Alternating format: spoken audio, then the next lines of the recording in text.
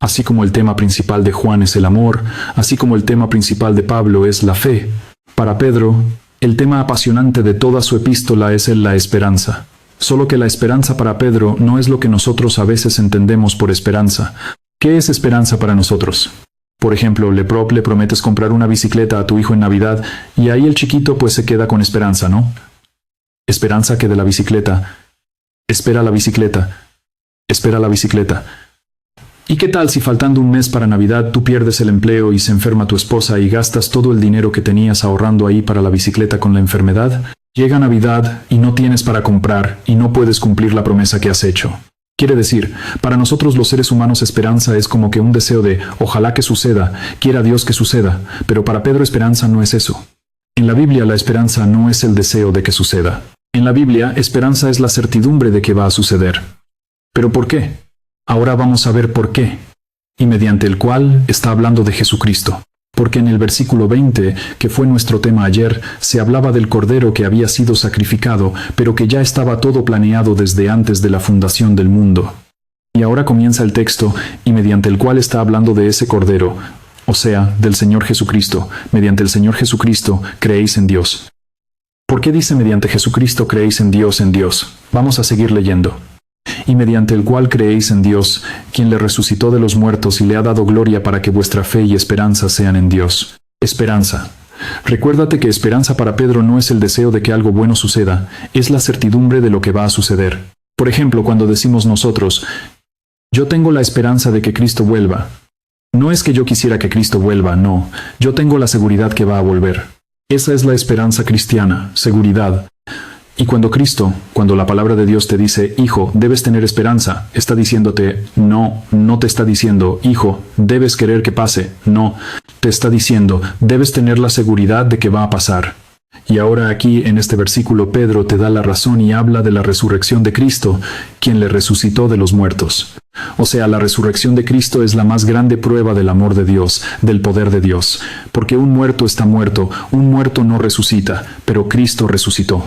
Y si Cristo resucitó, no hay nada que Dios te haya prometido que no se puede cumplir. Y tu esperanza tiene que estar alimentada en la prueba contundente de que Cristo resucitó. Entonces tu esperanza no es vana. Tu esperanza no está basada en la palabra de un ser humano. Tu esperanza está basada en una prueba concreta del poder de Dios, que es la resurrección de Cristo. Ahora vamos a leer el versículo para que entiendas mejor. Y mediante el cual Jesucristo creéis en Dios. ¿Por qué crees en Dios ahora mediante Jesucristo? Porque Jesucristo murió y resucitó, y la muerte y la resurrección de Cristo te hace creer en lo que Dios te promete. Cree en Dios porque Cristo resucitó, mediante el cual creéis en Dios, quien le resucitó de los muertos y le ha dado gloria para que vuestra fe y esperanza sean en Dios. Vuestra fe y esperanza tienen que ser edificadas y construidas ¿en quién? En Dios. Y Dios nunca te va a fallar, nunca te va a fallar. Su promesa es segura por ti. ¿Cuánta gente está herida fuera de la iglesia porque alguien no lo trató bien en la iglesia, ahora y la guardan de verdad, la guardan de guardar? La guardan en la biblioteca, la guardan en el cajón y después dice, no pasa nada, ¿qué va a pasar? Pues está guardada. Sí, pero ahí dice guardar. No, pues ese guardar ahí viene el problema del idioma, el idioma.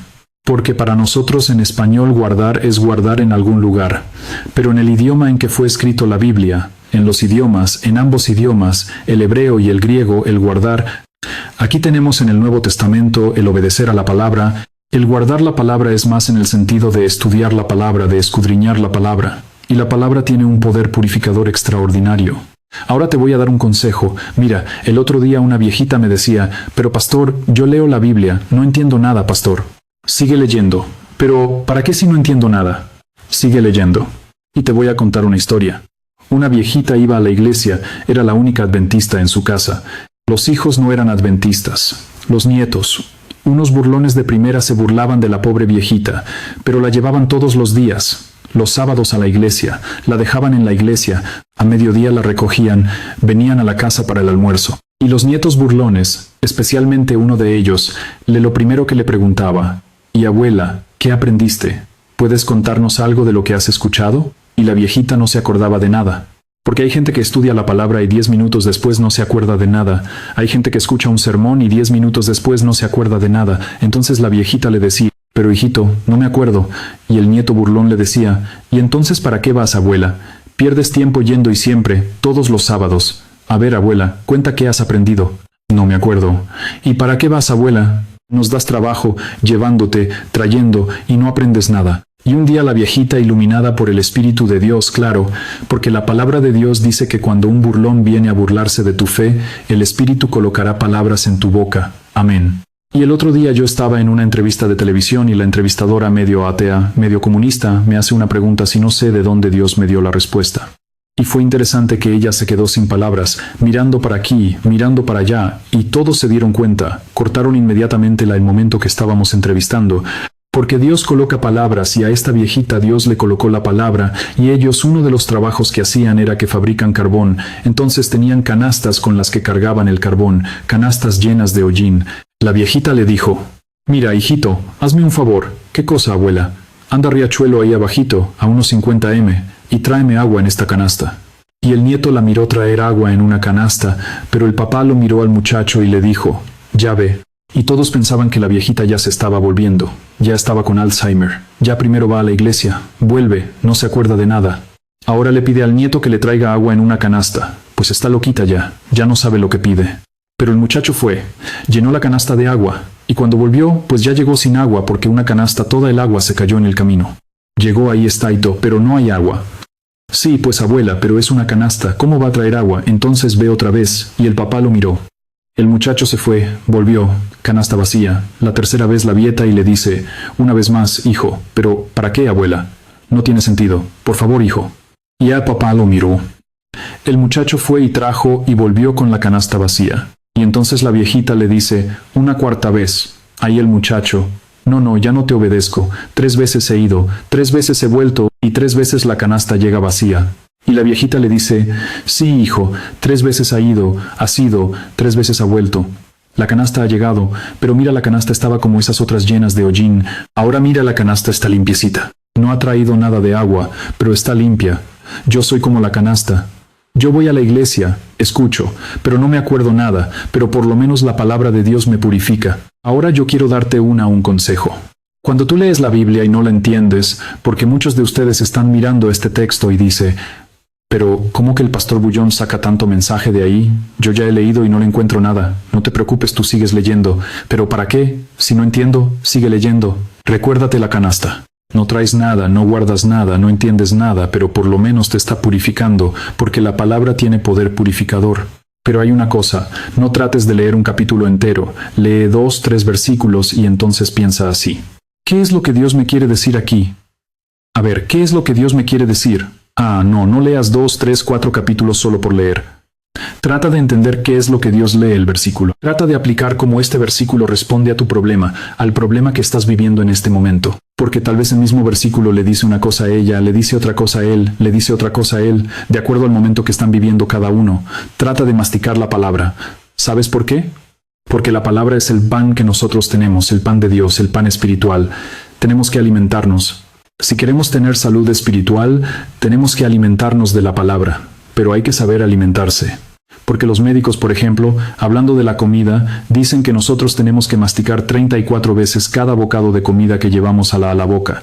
Colocas la comida 34 masticadas y arsen.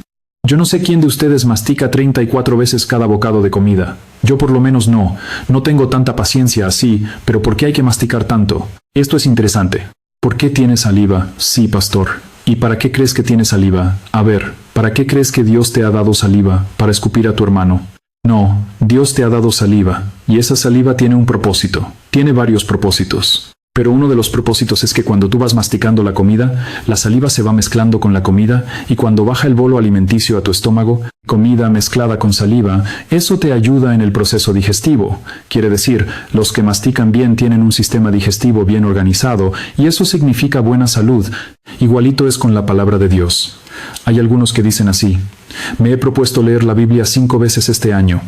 Aipa no entiende nada, solo por leerle no, querido. ¿Cuál es el mérito de decir he leído la Biblia 5 veces? Lo mejor es has entendido la palabra. Entonces coloca un bocado, un versículo, y mastica. ¿Qué te estoy diciendo? Lee un versículo y haz lo que estoy haciendo. Medita, piensa qué te está diciendo a Dios aquí, porque tú hablas con Dios a través de la oración. Pero Dios habla contigo a través de su palabra. Entonces, tienes que tratar de encontrar la respuesta para Dios aquí, de Dios para ti aquí. Si estás sin empleo y mañana tal vez vas a tener que presentarte para una entrevista, lee la palabra, lee un versículo y trata de ver qué es lo que Dios te está diciendo en ese versículo para la aplicación de mañana. Si un muchacho se te declaró y tú no sabes si aceptarlo o no aceptarlo, y lee la palabra y deja que Dios te hable al corazón, quiere decir déjate guiar por la palabra. En mi corazón he guardado tus dichos para no pecar contra ti. Ahí está la palabra. Ahora vamos al texto de nuevo. Y mediante el cual Jesucristo, creéis en Dios. ¿Y por qué creéis en Dios? Por el poder de Jesucristo. ¿Y por qué poder? Porque murió y resucitó. Y si murió y resucitó, no hay más grande prueba de poder que es la resurrección. Entonces tu esperanza ya no es el deseo de que algo suceda, es la certidumbre de que va a suceder, porque quien te está dando eso, el fundamento de tu esperanza es un Cristo que murió y resucitó. Habiendo tú ahora purificado tu alma, tu corazón, tu mente por la obediencia, por el escudriñar de la palabra, por el investigar, por el leer la palabra mediante el Espíritu, ahora venimos a una parte interesante, mediante el Espíritu. Ahora el Espíritu va a transformar tu vida. Pero, ¿de qué manera? Mediante el Espíritu. ¿Para qué? ¿Para que ya no toques batería? No. ¿Para qué? ¿Para que ya no comas carne? No. ¿Para qué? Para que ya no uses anillo. ¿Para qué? Para que ya no celebres Navidad. Hay muchos que les gustaría que dijera eso y andan predicando eso que no está escrito en la palabra. Por eso yo quiero es predicarles la palabra, no lo que yo creo, no lo que yo imagino, la palabra. ¿Y cuál es la prueba? ¿Qué es lo que el Espíritu va a hacer en tu vida? Dice, mediante el Espíritu para el amor fraternal. Dice, para el amor fraternal. Les voy a enseñar a leer la palabra. ¿Qué dice? Para el amor fraternal. Entonces, ¿qué dice? Pues porque hay amor fraternal y hay amor fraternal fingido. ¿Cuál es el amor fraternal fingido? Te encuentras con una persona, un hermano que ha venido hace tiempo, no lo veías y le dice, oh, qué bonito estás. Y cuando sigue caminando le dice al otro, ¿estás viendo cómo estaba gorda fea ahí? Qué bonito estás. Amor fraternal fingido. Ahora dime, ¿no se ve eso en la iglesia todos los días? Pues la prueba de que has recibido el Espíritu a través de la palabra es que ahora vas a tener un amor fraternal auténtico. La más grande prueba de que esta iglesia es la iglesia del Espíritu debe ser que sea la iglesia del amor y que se amen los unos a los otros y que se acepten los unos a los otros. Oh hermanos, yo quisiera que todo el mundo fuera como yo quiero que sea, pero tengo que reconocer que tengo que aceptar al mundo como cada persona es, porque Dios tiene un jardín. Dios es un floricultor maravilloso. Hay tulipanes, hay San José, hay rosas, hay claveles, hay gladiolos, hay girasoles.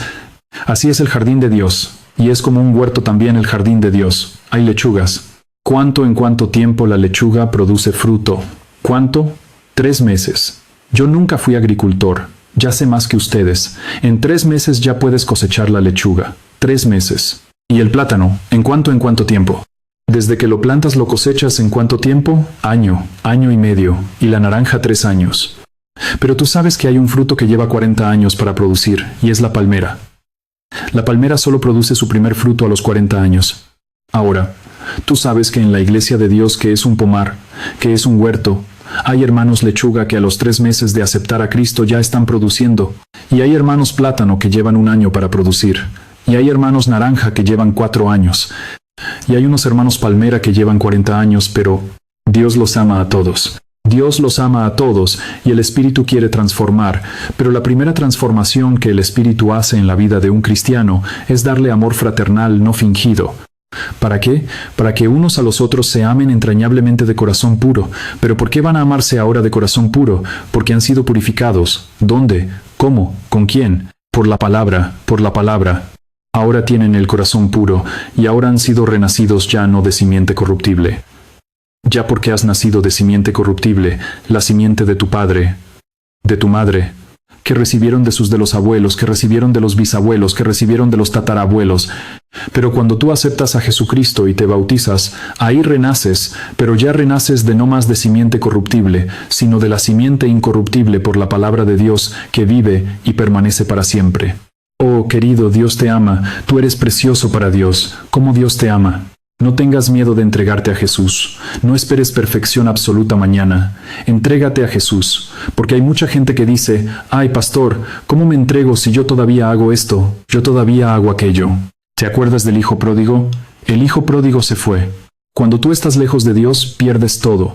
No solo pierdes el dinero, el empleo, a veces pierdes la dignidad, pierdes el respeto propio, pierdes los valores. Así fue con el hijo pródigo, pero se dio cuenta de algo que tú también tienes que darte cuenta. Lejos de mi Padre nunca voy a ser feliz. Yo te digo esta noche, lejos de Dios, tú puedes hacer lo que quieras para renacer. Tú puedes hacer lo que quieras para purificar tu mente, purificar tu sentimiento, no vas a poder. Y cuando digo lejos de Dios, puedes hacer lo que quieras para renacer. No es solo para renacer espiritualmente, para renacer en la vida profesional, para renacer en la vida familiar, para renacer. Tu hogar está destruido, pues necesita un renacimiento. Pero, ¿cómo va a renacer si estás lejos de Dios? Tú lejos de Dios puedes intentar lo que quieras. Nunca va a suceder nada bueno. Por eso el hijo pródigo dijo, ¿cuántos jornaleros en la casa de mi padre tienen algo que comer yo aquí pasando una necesidad extrema, luchando? Entonces dijo, me levantaré e iré a mi padre y le diré, Padre, he pecado contra el cielo y contra ti. Ese he pecado quiero decir, me he alejado de ti.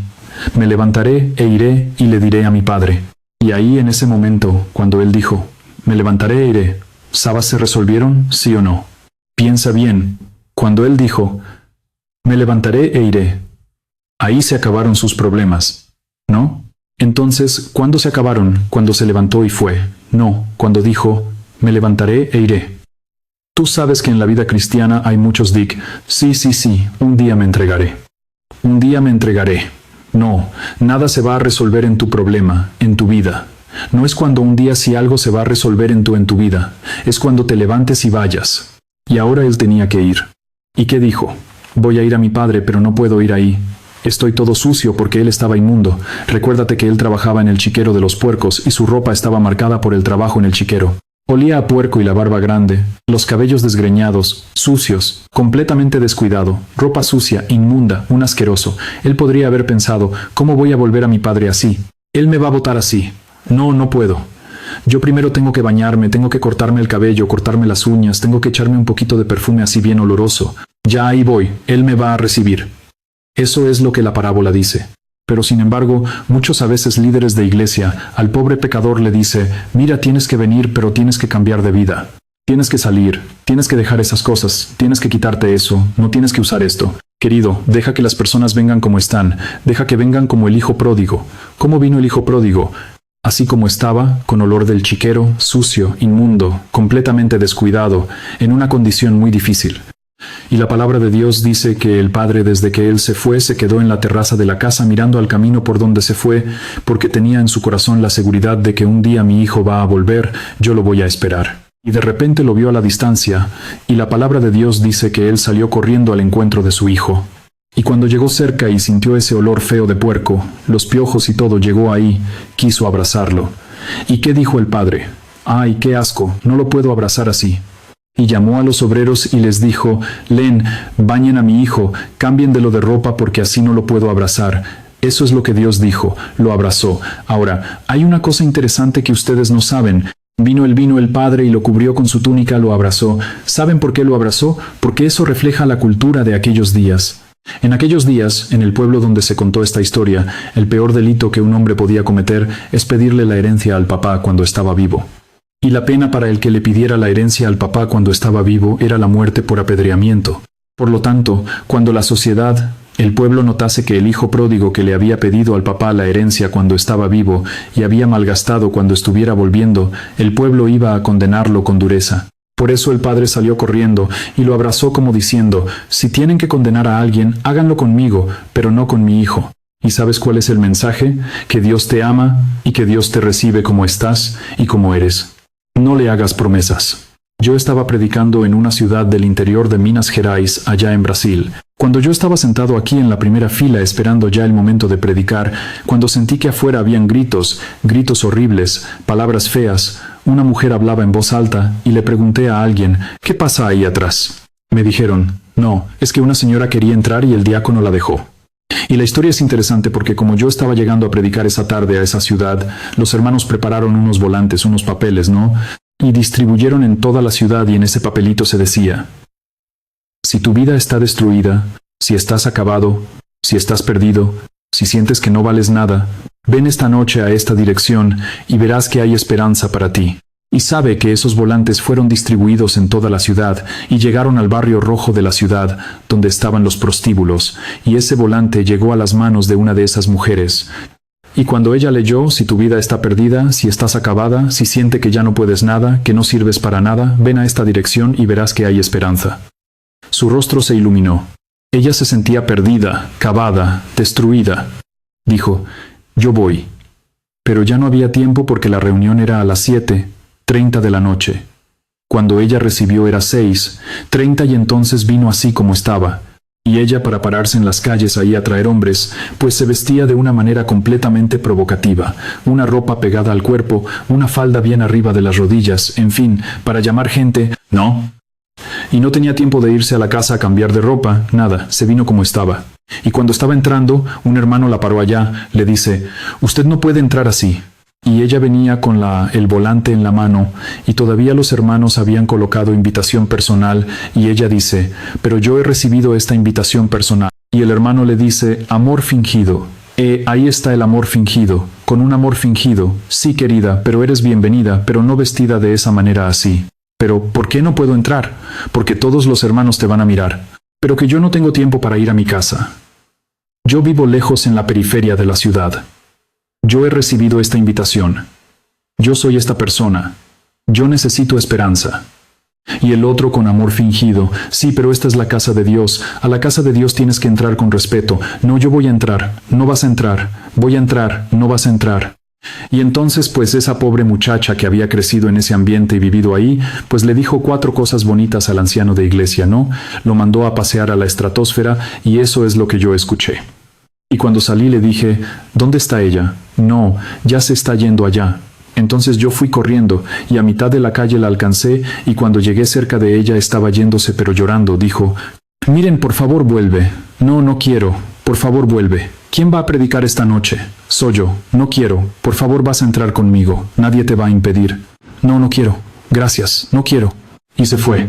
Y esa noche yo me levanté para predicar. Ahí estaban los hermanos todos bien vestiditos, maravillosos, listos para irse al cielo, porque así somos, querido, y pensamos que estamos defendiendo a Dios. Oh, estamos vigilando la casa de Dios porque a la casa de Dios no se puede entrar de esa manera. ¿Sabes que mi corazón dolía? Yo quería predicar. Porque tal vez Dios me llevó a esa ciudad solo por causa de esa pobre mujer y no la dejaron entrar a la casa de Dios. Por eso es que Pedro dice que cuando aceptas la palabra te purifica. Y entonces ya tu amor es auténtico porque has renacido en Cristo. Y esta noche yo te voy a hacer una invitación para que aceptes a Jesucristo como tu Salvador, para que le digas a Jesús que quieres seguir estudiando la palabra, que quieres conocer más el Evangelio. Esta invitación no es para todos los miembros de la iglesia bautizados. Ustedes un día ya se levantaron, ya fueron adelante. Esta invitación es para ti, que estás conociendo a Jesús, estás conociendo la palabra, quieres conocer más, estudiar más la Biblia. Y esta noche quieres decirle, Señor Jesús, gracias porque me aceptas como soy, pero no me aceptas como soy para continuar siendo como soy. Me aceptas, pero para transformarme, y yo quiero ser transformado. Señor, Dios te hizo racional, pero te dio la capacidad de creer, de ejercitar la fe. F.E. El problema es que nosotros los seres humanos confiamos en cualquiera menos en Dios. Cuando se trata de creer a los seres humanos, les creemos, pero cuando se trata de creerle a Dios, ya no creemos. ¿Quieres un ejemplo?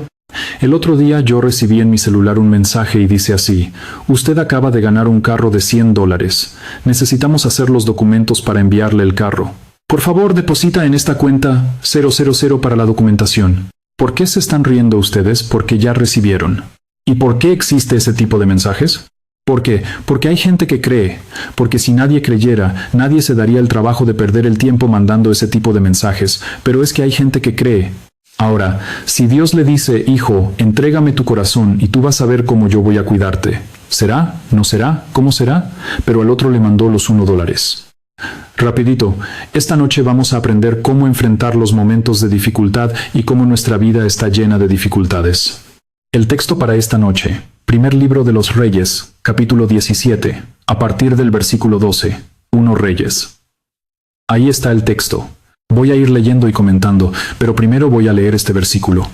Después voy a contarles el contexto para después entrar de nuevo a este versículo e ir yendo versículo hasta el 22. Dice, y ella respondió, ¿quién es ella? La viuda de Sarepta, una viuda que vivía en la tierra de Sarepta, en Fenicia. Y ella respondió, ¿a quién le respondió? Al profeta Elías. Vive Jehová tu Dios, que no tengo pan cocido, solamente un puñado de harina tengo en la tinaja y un poco de aceite en una vasija. Y ahora recogía 2 leños para entrar y prepararlo para mí y para mi hijo, para comerlo y enfrentarlo que venga sin fuerzas humanas. Ahora, ¿en qué circunstancias se escribió este versículo? Y eso es lo que les voy a contar como contexto para que podamos juntos entender el texto que acabo de leer. El profeta Elías estaba vivo y el profeta Elías recibió un mensaje de advertencia para el rey. El rey de Israel en esos tiempos se había casado con una mujer llamada Jezabel. ¿Y sabes de dónde había nacido Jezabel? Justamente en Sarepta, en la tierra de Fenicia, y ella llegó a Israel casada con el rey, trayendo sus costumbres paganas y sus dioses paganos. Y el rey se dejó contaminar por la cultura de la esposa y se olvidó del Dios Todopoderoso y empezó a adorar a los dioses paganos que la esposa trajo. Uno de esos dioses era Baal. Según la cultura de ellos, Baal era el dios de la lluvia, el dios de la tormenta. ¿Y cuál es el mensaje que Dios le entregó a Elías para llevar al rey a cabo? Le dijo, mira, dentro de poco tiempo no va a llover más. No va a llover más hasta que tú reconozcas que has ofendido a Dios. Va a dejar de llover.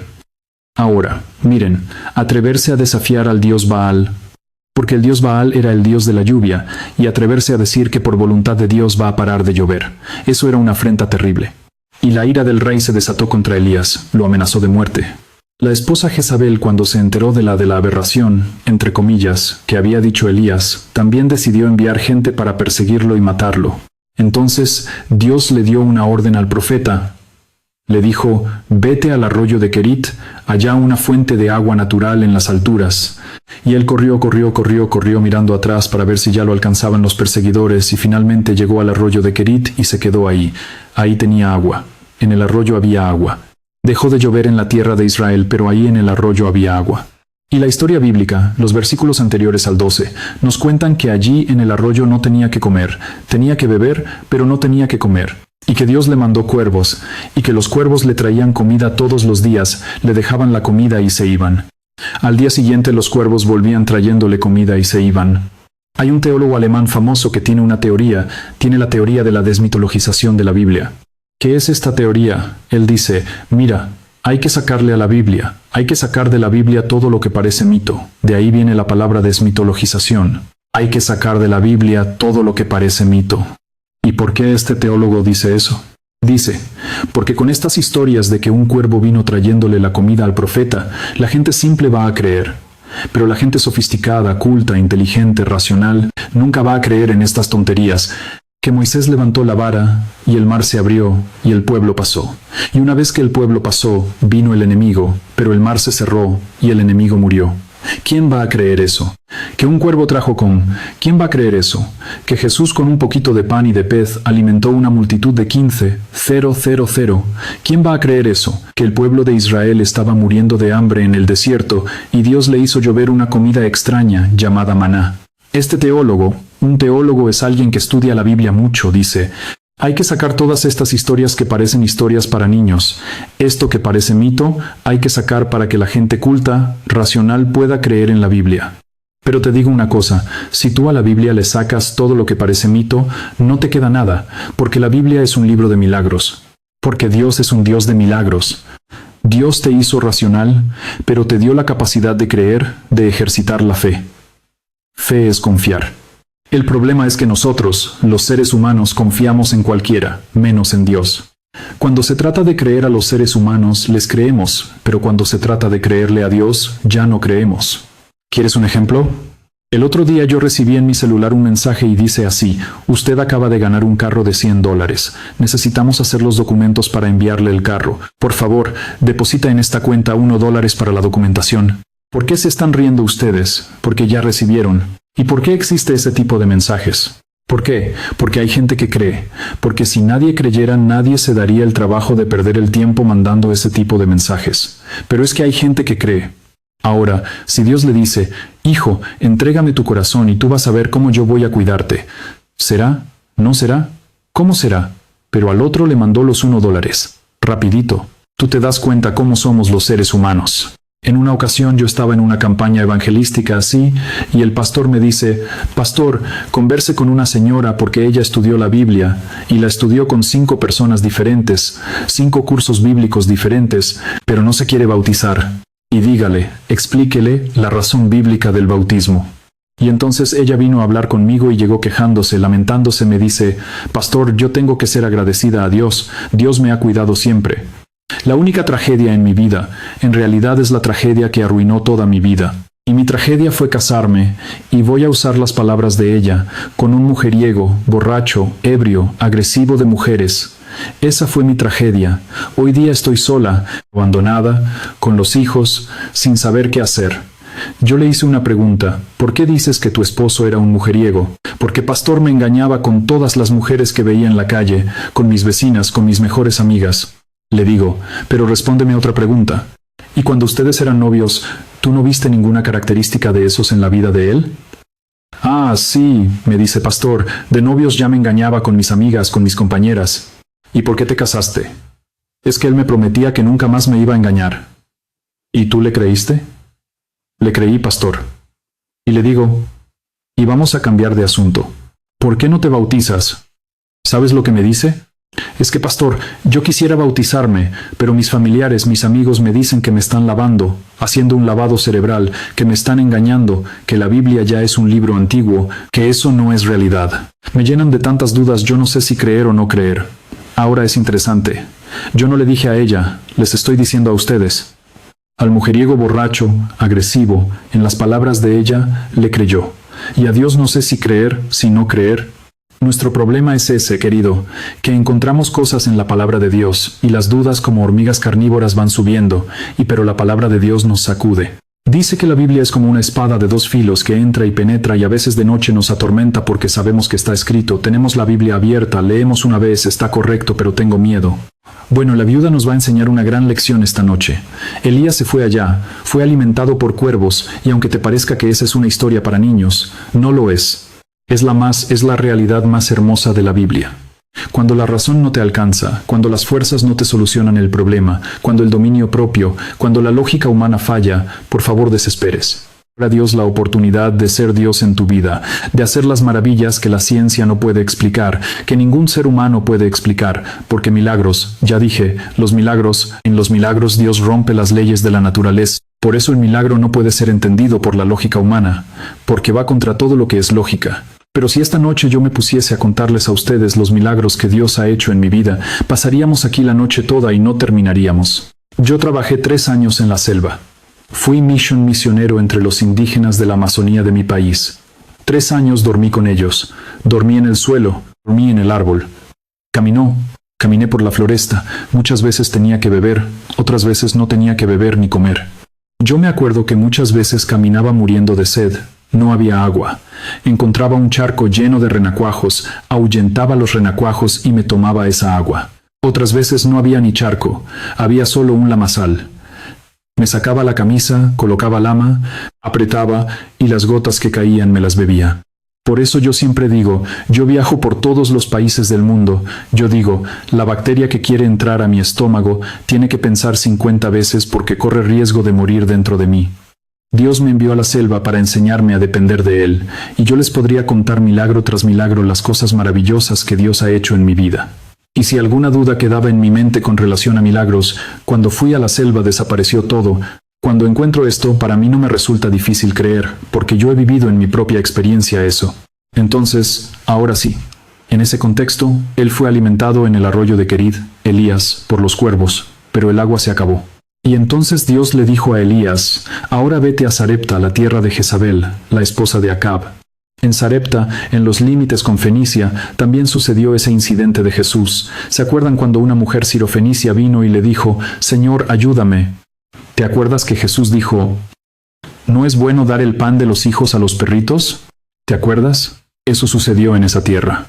Ahí era Sarepta, y allí vivía una viuda pobre que de acuerdo al relato no tenía nada, un poco de aceite, un poco de harina, y ella fue al campo a recoger leña para preparar un pan, comer ella y su hijo, y en las palabras de ella prepararse para morir porque ya no había más nada que comer. Entonces Dios viene a Elías y le dice, vete a Sarepta, ahí hay una mujer a quien ya le he ordenado que te sustente. Pero Dios le dice a Elías, ve allá, porque allá hay una mujer a quien ya le he ordenado. Pero, ¿cómo le había ordenado? Porque ahora cuando Elías llega a Sarepta y ve a la mujer recogiendo leña para hacer su último pan, Elías le dice, mira, por favor, prepárame un pedazo de pan, tráeme un poco de agua que quiero beber. Entonces viene el texto y ahora vamos a entrar a analizar un poco el texto. Y ella respondió, ¿quién le habló? El profeta. ¿En nombre de quién? De Dios. Y ella respondió, benditas las personas que cuando Dios habla responden. Benditas las personas que cuando oyen la voz de Dios toman una decisión. Ella respondió, ¿qué es lo que respondió? Vive Jehová tu Dios, que no tengo pan cocido. Solamente un puñado de harina tengo en la tinaja, un poco de aceite en una vasija, y ahora recogía los leños para entrar y prepararlo para mi hijo para comerlo y enfrentar lo que venga sin fuerzas humanas. Es decir, esta mujer había llegado al límite de sus fuerzas, de sus recursos. Lo único que le restaba en la opinión de ella era la muerte. Vamos a desfallecer. Se acabó. Ya no hay salida. Este problema no tiene solución. Vamos a desfallecer.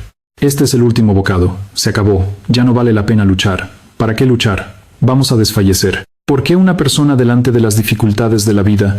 Yo te pregunto esta noche, ¿cuál es el drama que tú estás viviendo? La viuda de Sarepta vivía un drama económico, financiero, de sobrevivencia. No había pan. La harina se había acabado. El aceite se estaba terminando. No llovía. La tierra no producía. No se podía comprar nada. Desde el punto de vista humano, para ella, la muerte era la única salida, la única solución. Estaré predicando en esta noche para alguien que en su vida financiera cree que ha llegado al punto en que ya no tiene salida. Estaré predicando esta noche para alguien que en su vida profesional ha llegado a una situación extrema en que piensa que abandonar todo y largar y olvidarse todo es la única salida. Estaré predicando para una familia, una pareja, que han hecho de todo para solucionar el drama que viven y están llegando a la conclusión de que el divorcio es la única salida. Todos los días enfrentamos luchas en diferentes aspectos de nuestra vida. El sur del Brasil en estos momentos está siendo sacudido por la naturaleza. Hace una semana atrás, 10 días, llovió de tal manera que se inundaron ciudades enteras. Una ciudad prácticamente desapareció y para remate ahora comenzó a llover hace 3 días nuevamente sin parar. Es prácticamente un diluvio. Y hay una persona que inclusive clama a Dios y dice, Señor, pero en tu palabra has prometido que nunca más vas a destruir el mundo con agua. ¿Y qué está pasando aquí?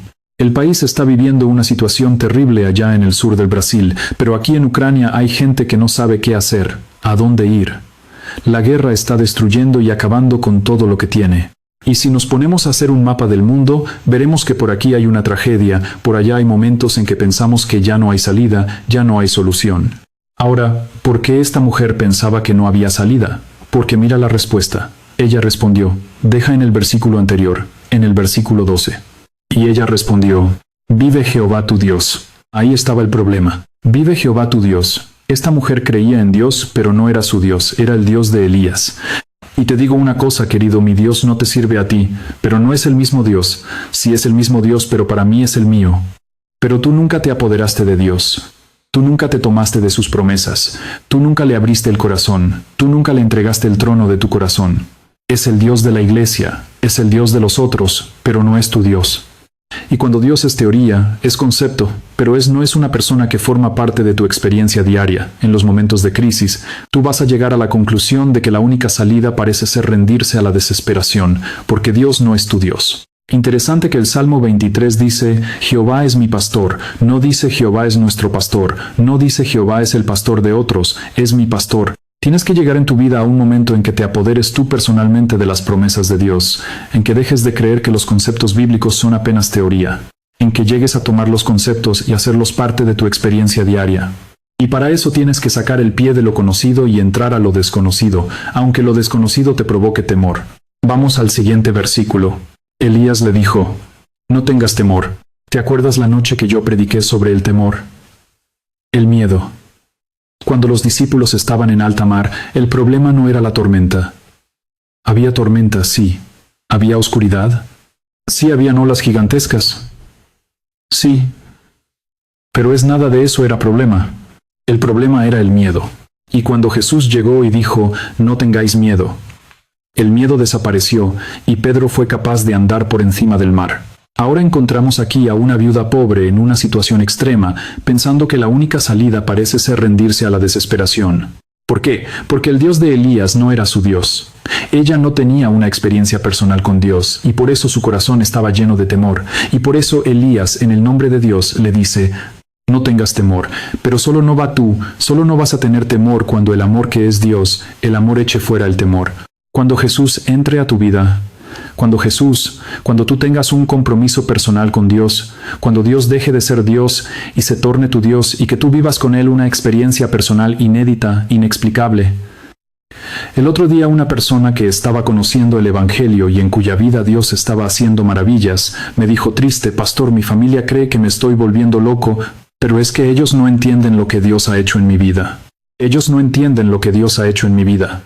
Oh, querido, esa es la más linda realidad. Dios va a hacer cosas en tu vida y no te atrevas a contarlo porque los otros no van a entender.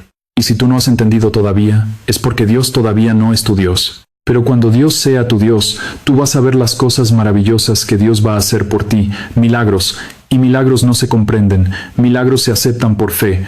Elías le dijo: no tengas temor, ve y haz como has dicho, pero hazme a mí primero, de ello el aceite y la harina, una pequeña torta cocida debajo de la ceniza, y tráemela, y después harás para ti y para tu Dios. ¿Qué es lo que Elías estaba diciendo?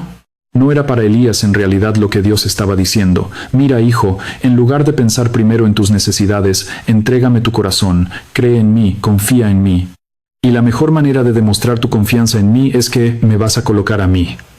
En primer lugar, prepara el pan y tráemelo a mí, y después vas a preparar para ti y para tu hijo. Esto es colocar a Dios en primer lugar. Es interesante que Génesis 1:1, el primer versículo de la Biblia dice así: en el principio Dios creó los cielos y la tierra, pero leemos el verso y no pensamos, no reflexionamos. Pero mira lo que dice. En el principio Dios. Después que Dios fue colocado en el principio, viene el verbo crear. Dios creó la acción. Y el resultado, cielos y tierra. Todos nosotros queremos los cielos y la tierra, pero nadie coloca a Dios en el principio. Si Dios no está en el principio, no hay cielos ni tierra. El crear sin Dios en el principio no tiene sentido. Tienes que colocar primero a Dios, y eso es lo que Elías le dijo a la viuda. Colócame a mí primero y después vas a ver.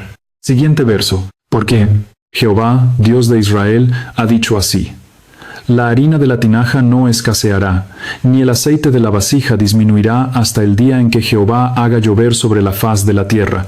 Jehová ha dicho así. Oh querido, puede haber la cantidad de dificultades y problemas delante de ti que tú puedas imaginar. Nada va a ser capaz de derrotarte. Primero, si colocas a Dios en primer lugar y después si crees en lo que Dios ha dicho, y lo que Dios ha dicho está en la palabra de Dios, es por eso que tienes que estudiar la Biblia. No creas lo que los otros te dicen, cree lo que tus ojos ven que está escrito en la palabra de Dios. Cuando alguien pretende enseñarte alguna cosa, que confirma tú con tus ojos que eso está escrito en la palabra de Dios, no creas al ser humano, cree en la palabra de Dios. Y es por eso que estas noches estoy colocando el texto, para que vean que yo estoy explicando el texto, estoy exponiendo el texto, pero es el texto que dice esto: Jehová, Dios de Israel, ha dicho. Y cuando Jehová, Dios de Israel, lo dice, puedes creer, puedes sacar el pie de la del barco y colocar el otro pie en el agua y no te vas a hundir, sin miedo, porque Jehová, el Dios creador de los cielos y la tierra, ha dicho. Versículo 15. Entonces ella fue, y aquí está el problema con muchos, también escuchan la palabra de Dios. Qué bonito, qué maravilloso, amén, qué extraordinario. Pero no das este paso, ella no se quedó escuchando la palabra de Dios. Oh, qué bonito, qué maravillosa promesa de Dios. No. Ella fue e hizo. La palabra de Dios no te ayuda si tú no vas y la practicas, si tú no colocas en acción lo que la teoría dice. Ella fue e hizo como dijo Elías. Y comió él, el profeta, y ella y su casa muchos días. Y la harina de la tinaja no escaseó, ni el aceite de la vasija menguó, conforme a la palabra que Jehová Dios había dicho por Elías. 2 veces se repite la palabra de Dios, el dicho de Dios. Y la última parte dice: todo se cumplió conforme a la palabra que Jehová Dios había dicho. Todo se va a cumplir en tu vida, querido, conforme a lo que Dios ha dicho en su palabra. Pero para eso tienes que conocer lo que Dios dice en su palabra. Por eso la necesidad de hablar con Dios. En tu vida devocional hay 3 cosas interesantes. Si tú quieres crecer en la experiencia cristiana, primero, Dios tiene que hablar contigo. ¿Cómo? A través de la palabra. Tienes que estudiar la palabra. En segundo lugar, tú vas a hablarle a Dios. ¿Cómo? A través de la oración. Y en tercer lugar, tú y Dios ahora van a buscar otra persona y vas a hablarle del amor de Jesús a esa persona. Cuando haces esas tres cosas, estudias la Biblia, oras hablando con Dios y buscas otra persona para traerla a Jesús, vas a crecer espiritualmente. La mayoría de los cristianos se limita a estudiar la Biblia y orar, pero no incluyen el tercer elemento de buscar a otra persona para Cristo. Resultado, permanecen enanos espirituales, no crecen, porque la única manera de crecer es a través del ejercicio. Tienes que salir y buscar a otra persona para Cristo. Ah, pero pastor, nadie me va a escuchar. Lógicamente, querido, en este mundo no hay nadie que quiera cambiar de religión. Tú eres adventista. ¿Quieres cambiar religión? No. Entonces, ¿por qué piensas que el musulmán sí quiere cambiar religión? Si tú no quieres cambiar religión, nadie quiere cambiar.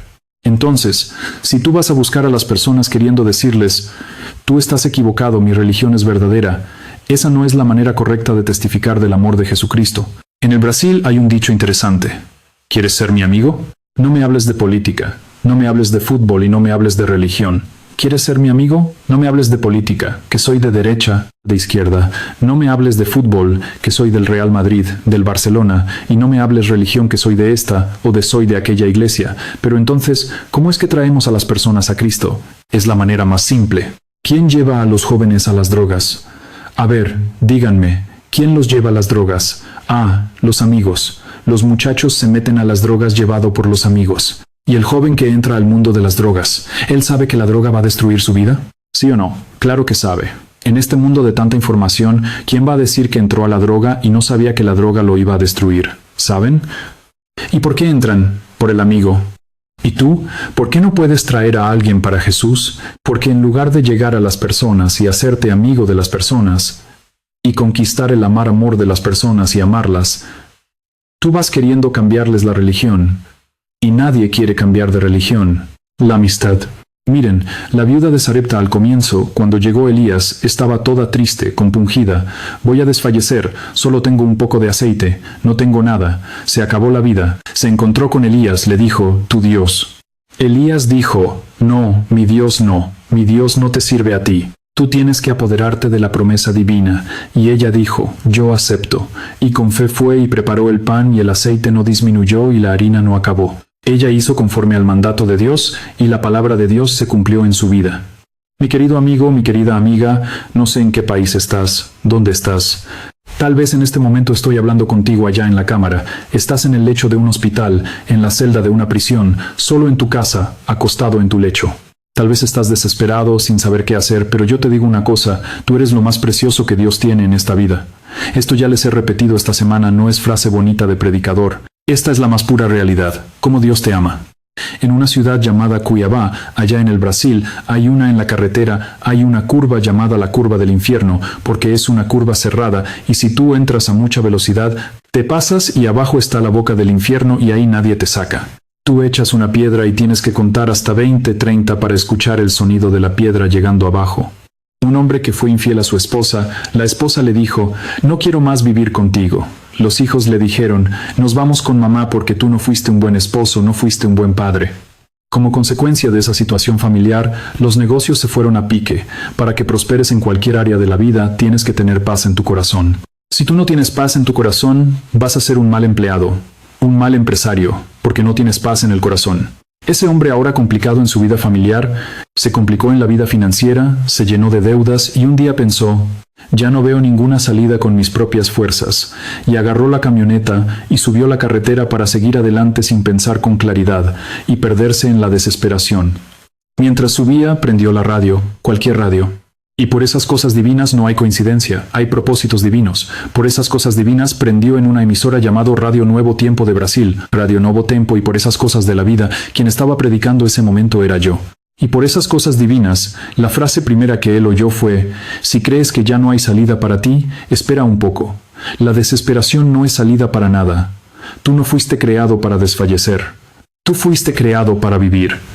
Tú eres el fruto de un Dios de vida. Y si la vida no está funcionando como tú quieres, es porque tú te has olvidado del Dios de la vida. Entonces, en lugar de pensar en acabar con tu vida, entrégale tu corazón a Jesús. Dile, Señor, yo humanamente lo he perdido todo, lo he destruido todo, por primera vez en mi vida, y tal vez porque ya no me queda otra cosa. Te voy a dar un voto de confianza. Haz por mí lo que yo no puedo hacer por mí mismo. Y esas palabras impactaron su corazón. En primer lugar, él dijo, ¿quién es este hombre? En su segundo lugar, ¿quién le contó mi historia? Este hombre me está hablando a mí. Yo soy el que destruyó mi familia, mi vida financiera. Yo soy el que está subiendo aquí para matarme. ¿Quién le dijo a este hombre? Eso lo impactó tanto que cuando llegó arriba, recostó el carro, salió de la carretera, inclinó el cuerpo encima del volante y lloró, lloró y lloró. Y el otro día ya les dije que a veces pienso que las lágrimas Dios nos ha dado para lavar la basura interior que nos está matando. Pero él no solo lloró, él habló con Dios a gritos y dijo, Señor, yo soy el hombre que este hombre que está hablando está describiendo. Estoy perdido, he venido aquí a matarme. Tú eres Dios de vida, tú me creaste, entonces dime, ¿qué quieres de mí?